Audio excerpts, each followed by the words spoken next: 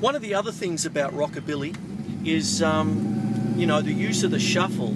You can use a jazz beat sort of thing, but if you use the sticking right, left, left, right, left, right, what you have is you get a jazz sticking, but the thing is, one of the things, if you put it as a 6-note pattern, what you get is this wonderful flowing little beat, and it's not jazz anymore. I mean, it gives you a great jazz feel, don't get me wrong, but when you actually put it into practice with a rockabilly feel, with, let's say, a 4 on the floor bass drum, hi-hat on 2 and 4, or even what I've called in the past a Celtic bass drum, but really a shuffled bass drum, where you've got 1 to 2 to 3 to 4 ta on the bass drum.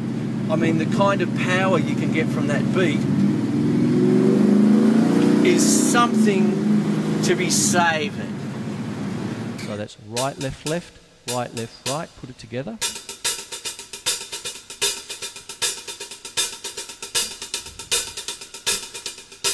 And then put it on the snare drum if you like.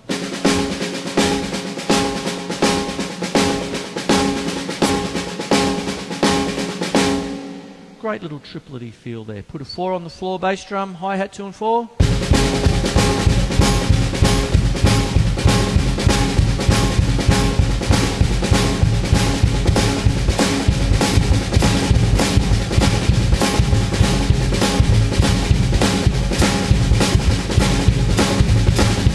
Move the bass drum around a bit.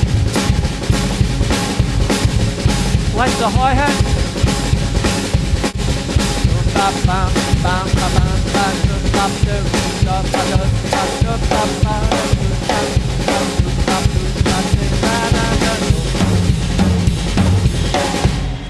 I could go on, but I won't.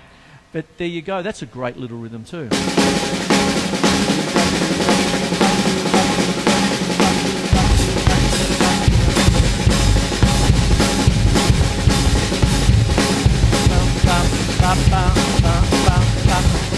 That's a 3/2 clave with my foot.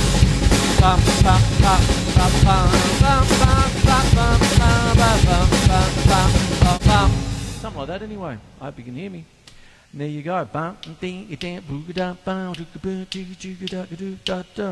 And I mentioned Sandy Nelson before. Great drummer from the 50s, early 60s. More akin to the surf rock style of things, but that comes from rockabilly as well, you know, that kind of thing, this kind of feel, right?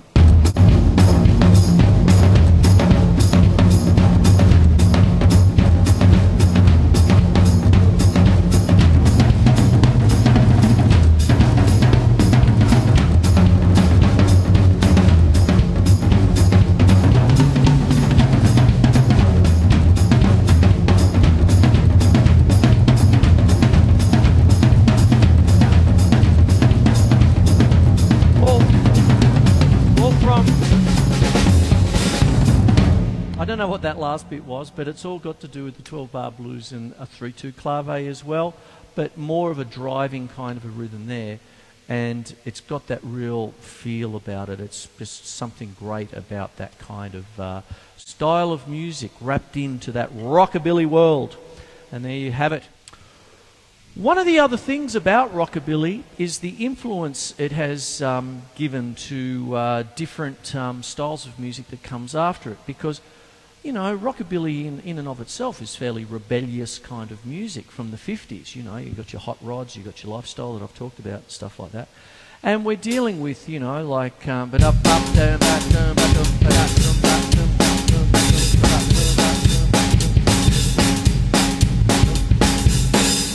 But when you know, like move on, you know, you have things like the Stray Cats. I've talked about Living End and things like that, but funnily enough, it also bleeds into certain kinds of punk, you know, that kind of thing. And then we've got a term called psychobilly, which is, you know, really quite distorted, you know, and all that sort of stuff, where you've got that real full-on kind of...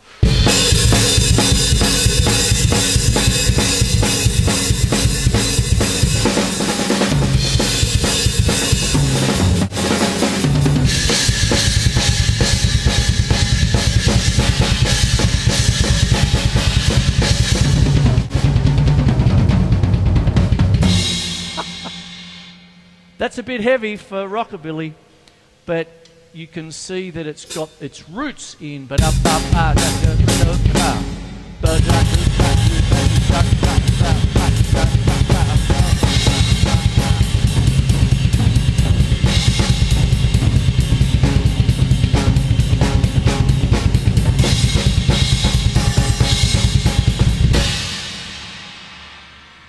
you go. That'd rock the town. A little bit. We'd get booted out of town. Anyway, there you have it. So all I'm doing is really using this little bit here to really sort of show you what kind of an influence rockabilly, you know, has had on rockabilly styles, has had on, you know, music that has come after it. Like, I mean, that. That's a good old shuffle double bass drum beat. That's almost like a Hot for Teacher, Van Halen kind of thing. It's a bit of a long bow, Chris, note to self, to compare Van Halen to rockabilly, but anyway, there you go. Brushes. In the early days, we're talking Buddy Holly, you know, sort of thing. That'll be the day. You start to bring the brushes in, and we've got essentially a two feel with the feet, okay? So you've got bass, hat, and then what happens is you build it up a little bit, and just a single stroke roll with the brushes, so to be, you know, like 1 and 2 and 3 and 4, 1 2 3 4 1 2 3 4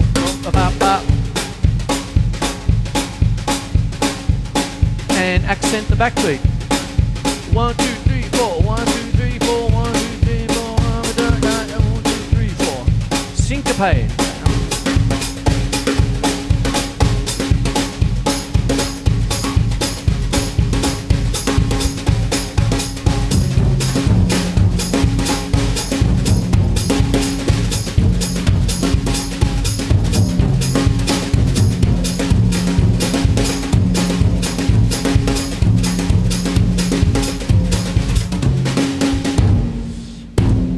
Something like that anyway. Okay, I better wrap the show up. My name is Chris Quinlan. I'm talking about rockabilly tonight, talking about the style, the way that I'm using a 12-bar blues in a very big way. And I'm mentioning people like, well, I've mentioned quite a few people. Carl Perkins is one of the great guitarists. We're talking about the era of Elvis and all this sort of stuff, early rock and roll. But rockabilly's got a style of its own with a double bass, our own Living End, but probably one of the really much loved rockabilly bands in Australia is the Fireballs, for instance. You've got bands like that.